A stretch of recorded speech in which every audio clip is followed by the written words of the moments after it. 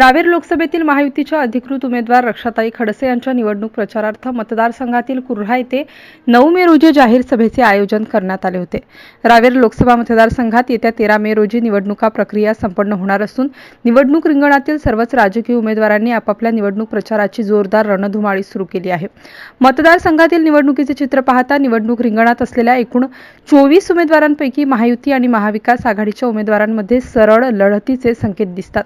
त्यातही महायुतीच्या भाजपा उमेदवार रक्षाताई खडसे यांच्या निवडणूक प्रचारासाठी महायुती पदाधिकारी व अनेक दिग्गज नेत्यांच्या प्रचार सभा पार पडल्याने सध्या रावेरमध्ये त्यांचेच पारडे जड दिसून येत आहे. नुकत्याच कुर्हा येथे पार पडलेल्या प्रचार सभेत स्थानिक नागरिकांनी उत्स्फूर्त प्रतिसाद देत रक्षाताईंच्या विजयाची शाश्वती दिली आहे. देशात पुन्हा स्थिर सरकार स्थापन करण्यासाठी पंतप्रधान नरेंद्र मोदी यांच्या नेतृत्वात लोकसभेच्या निवडणूक रिंगणात उतरलेल्या महायुती व भाजपा उमेदवारांना प्रचंड मताधिक्याने निवडून देण्याचे आवाहन या प्रसंगी महायुतीच्या नेत्यांनी उपस्थितांना केले. या प्रसंगी माजी कॅबिनेट मंत्री आमदार संजय कुटे, बुलढाणा लोकसभेचे खासदार प्रतापराव जाधव, मुक्ताईनगर विधानसभेचे चंद्रकांत पाटील, बुलढाणा विधानसभेचे विद्यमान आमदार विधानसभेचे संजय गायकवाड, भाजपा प्रदेश उपाध्यक्ष अशोक कांडेलकर, राष्ट्रीय संयोजक डॉक्टर राजेंद्र फडके, माननीय पुरणमलजी चौधरी, शिवसेना तालुका प्रमुख नवनीत पाटील, राष्ट्रवादी तालुका प्रमुख गोपाळराव पाटील, भाजपा तालुका प्रमुख प्रफुल्ल जावरे तसेच कुर्हा शिवसेना, युवा सेना, भाजपा, राष्ट्रवादी पदाधिकारी, महायुतीचे असंख्य कार्यकर्ते व स्थानिक नागरिक प्रामुख्याने उपस्थित होते. MCN न्यूज मराठीकरिता सुनील जगताप, मुक्ताईनगर. धान्य 80 करोड लोकांना दिलं जातं. त्यामध्ये फक्त हिंदूच आहेत का? सर्व धर्मांना, सर्व जातींना कोणताही भेदभाव न करता योजना राबवल्या जातात. पण दुःख आणि दुर्दैव या गोष्टी असा आहे की त्यानंतरही फतवे निघतात. हे अतिशय दुर्भाग्यपूर्ण आहे की कोणासोबत भेदभाव होत नसताना, सगळ्यांना समानतेची वागणूक मिळत असताना, जे पवित्र मतदान होतं त्या मतदानासाठी जर फतवा निघत असेल तर आमच्या त्या बंधूंनी, त्या समाजाने सुद्धा आता लक्षात ठेवावं की या पद्धतीची मानसिकता या देशामध्ये योग्य नाही. आता विचार करण्याची वेळ आहे. या फतव्यांच्या मागे लागू नये. देश विकसित करायचा आहे. देश विकसित करत असताना त्याचा प्रत्येक माणूस जो असेल, मोदीजी म्हणतात 140 करोड लोक हा माझा परिवार आहे, त्यामध्ये सगळ्याच धर्माचे आहेत. पण काही लोक भरकतात, फक्त त्यांना वोट बँक म्हणून वापर करतात, त्याचं वोट पाहिजे असतं. पण मागच्या 50-60 वर्षांमध्ये ज्याच्या त्याच जागेवर त्यांना ठेवलं, पण अजूनही तो समाज सुधरत नाही, अजूनही विचार करत नाही. मला त्यापेक्षा दुर्दैव आणि दुर्भाग्य कोणतंच नाही आहे. तरीही आहे का तो? त्यामुळे जेव्हा मोदीजीच पुन्हा पंतप्रधान बनणार आहे, ज्याप्रमाणे या मतदारसंघातल्या खासदार रक्षाताई तिसऱ्या वेळेस पंतप्रधान आपलं खासदार बनणार आहे, त्याचप्रमाणे तिसऱ्या वेळेस आपल्याला मोदीजींनाही हे सीट जिंकून तिसऱ्या वेळेस पंतप्रधान बनायचं आणि इटलीने हॅट्रिक करायची आहे.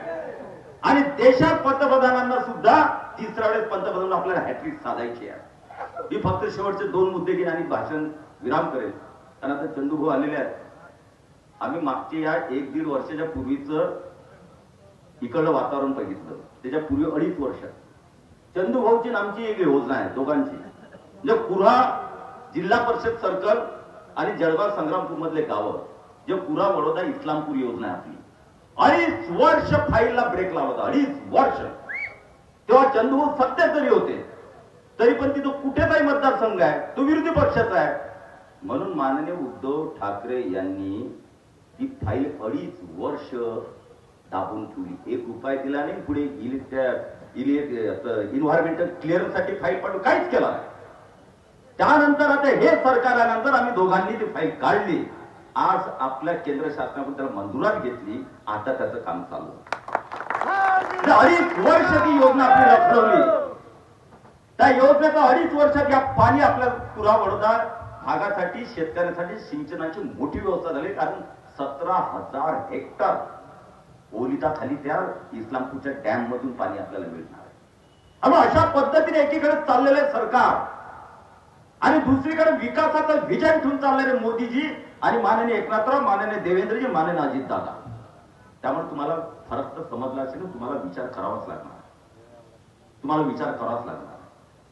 आणि संविधानाबद्दल शेवटच मी बोलणार आहे की बाबासाहेबांचं संविधान बदलणार अशा पद्धतीचे एक प्रकारचं दलित समाजामध्ये, आदिवासी समाजामध्ये अफवा पसरवल्या जातात. माननीय नरेंद्रभाई मोदींनी त्यांच्या भाषणामध्ये सांगितलेलं आहे, क्लिअर सांगितलेलं आहे की डॉक्टर बाबासाहेब आंबेडकर जरी यावेळेस आले तरी संविधान तेही बदलू शकत नाही. तर हे पाप आमच्याच्या होणार नाही. काँग्रेसवाल्यांनी 82 वेळेस संशोधन केलं, उलट हे पाप बदलवण्याचं किंवा त्याचं संशोधन करायचं काँग्रेसचं पाप आहे. किती वेळेस सरकार त्यांनी, मेजॉरिटीवाले सरकार जवळपास 40 वेळेस सरकार त्यांनी सुद्धा कुठल्या सरकारनं दिली.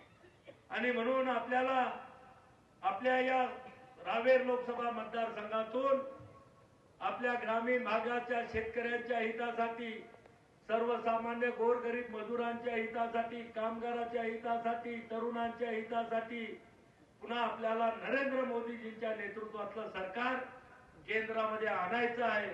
आणि त्यासाठी येत्या 13 तारखेला 1 नंबरवर असणारं कमळ निशाणी समोरचं बटन दाबून माननीय रक्षाताईंना प्रचंड मताधिक्यानं नरेंद्र मोदींना पंतप्रधान करण्यासाठी रावेर लोकसभा मतदारसंघाचा एक मत आपल्याला त्या लोकसभेमध्ये बांधवनं या 2 वर्षामध्ये आपल्या महायुती सरकारनं केलेली कामं चंदू पाटील सांगतील.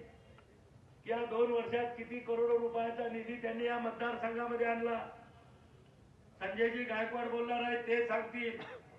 पण खऱ्या अर्थानं केंद्र सरकारचे तुम्ही नॅशनल हायवे पहा किती तयार झाले.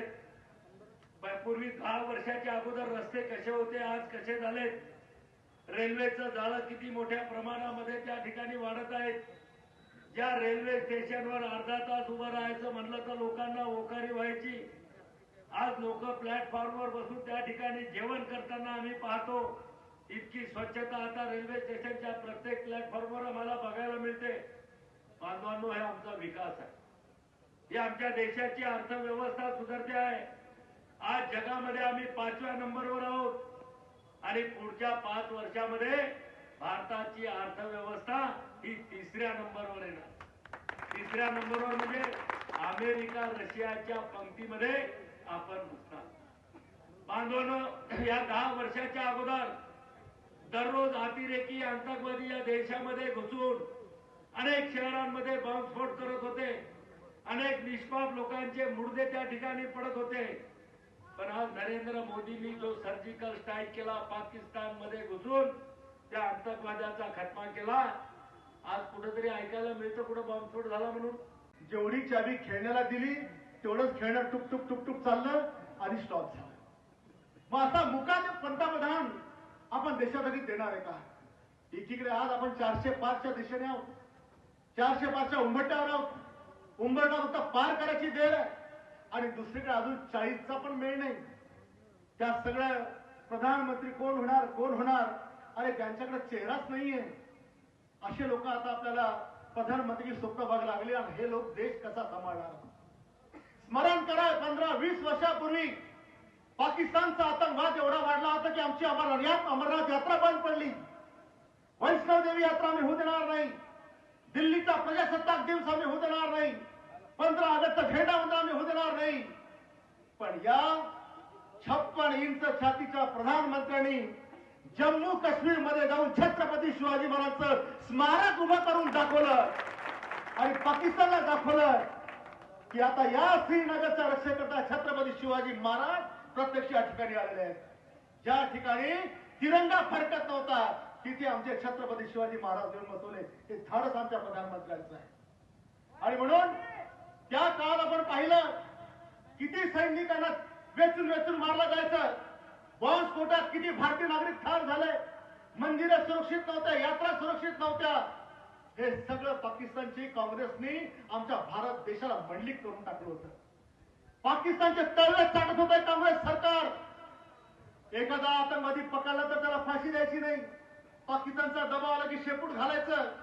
आज जे आमचे प्रधानमंत्री आहे ज्यांनी एक आतंकवादी ज्यांनी वेचून आमचे लोक ठार केली त्यांना पण त्यांची अद्दल घडवली आणि आज पाकिस्तान जगासमोर सगळा उघड पडला आणि जगासमोर पाकिस्तानला त्या ठिकाणी नमोहरम केलं. पाकिस्तानचे खायचे वांदे आज त्या ठिकाणी झालेले आहेत आणि जम्मू काश्मीर मधला आतंकवाद त्या ठिकाणी आज संपलेला आहे. ही काय गल्लीची निवडणूक नाहीये. देशाचा विचार करा. सगळ्या शक्ती आमच्या भारत देशाला तोडायला बसल्या. एकीकडून बांगलादेशी घुसखोर आहेत, इकडून चायना आमचा अटॅक करताय, बाकी आणखी काही देश आहेत. मग अशा जे लोक ज्या मतांचं लांबून चालन करतात त्यांच्या हाती देश सोडायचा आम्हाला. पुरा भाग हा राजकीयदृष्ट्या अतिशय संवेदनशील आहे. याला काही सांगण्याची गरज आहे असं मला वाटत नाही. पण नरेंद्र मोदी साहेबांचं विजन, नरेंद्र मोदी साहेबांची कामाची पद्धत, नरेंद्र मोदी साहेबांचा त्यांचा तो पाणीदारपणा हा महाराष्ट्र राज्याने आणि भारतातल्या सगळ्या राज्यांनी आणि जगाने पाहिलेला आहे. विश्वगौरव नरेंद्र मोदी हे तुमचे माझे सगळ्यांचे आयडॉल आहे. आजच्या प्रत्येक तरुणाला असं वाटतं की माझ्या देशाचा पंतप्रधान कसा असावा, तर ते नरेंद्र मोदी साहेबांसारखा असावा. खऱ्या अर्थाने नरेंद्र मोदी साहेबांच्या संदर्भात इतके विश्लेषण लावले गेले, इतक्या सखोल पद्धतीमध्ये चर्चा झाली, इतकं व्यवस्थित पद्धती विजन मांडलं गेलं की नरेंद्र मोदी साहेबांच्या माध्यमातून या देशात आणि या राज्यामध्ये गरीब कल्याणासाठी, लोक कल्याणासाठी इतक्या मोठ्या योजना आल्या की ग्रामपंचायत पासून राज्यापर्यंत अनेक मोठ्या मोठ्या योजना आपल्यापर्यंत आल्या. मी माझ्या मतदारसंघातून बोलायचं झालं तर कुडावडा इस्लामपूर ही जी योजना होती, या योजनेला सुप्रभा या राज्याला देऊन 50% शेअरिंग केंद्राने देऊन, केंद्राने मंजुरी देऊन आज आपले 29 गावं जे आहे मुक्तानगर तालुक्याच्या कुडा भागातले 29 गावं हे 100% सिंचित होणार आहे. आणि तिची सुप्रभा दिली. मधल्या काळात आपण तिची प्रदूषणची एक मिटिंग आपल्या वर्ध्यामध्ये घेतली होती आणि लवकरात लवकर ती योजना येऊन जो आपला कोरडा ठाकण कोरडा भाग आहे तो 100% बारमाही करण्याच्या दृष्टीने माननीय मुख्यमंत्री एकनाथराव शिंदे साहेबांच्या, माननीय उपमुख्यमंत्री देवेंद्र फडणवीस साहेबांच्या माध्यमातून ती योजनेला आपण 2226 करोड रुपयाची सुप्रभा मिळवून दिली आणि ह्या भागातल्या शेतकऱ्याला सुजलाम सुफलाम करण्याच्या दृष्टिकोनातून आपण प्रयत्न केले. तुम्ही बघितलं असेल की 80% शेतकऱ्यांना, म्हणजे तुम्ही जर आता शेतकऱ्यांचे खऱ्या अर्थाने खूप मोठे मोठे विषय आहे, पण प्रत्येक वेळी